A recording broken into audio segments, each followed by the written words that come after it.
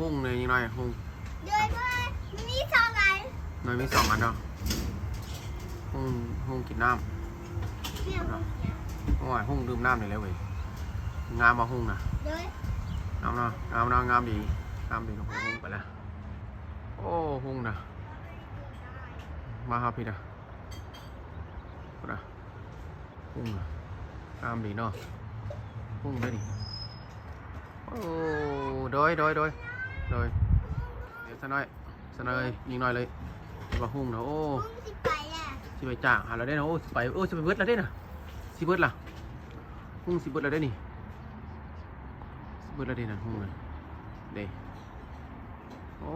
สิไปเบิดเราได้นี่แม่นมายิงหน่อย เดี๋ยว เบื้องนั้นบ่มีเรามีแต่เบื้องนี้ อันนี้เหลือน้อยเดียวนี่สิเบิดล่ะไปจ่างเขาแล้วเด้ ถึง เด้ กูเห็นแล้ว เห็น กูเห็น เด้เบื้องนี่มันน้ำกล้องพอนี่ดอกเด้ก้อนเมฆอยู่นี่แล้วมันสิฝนสิตกลงนี่แหละสิลงเลย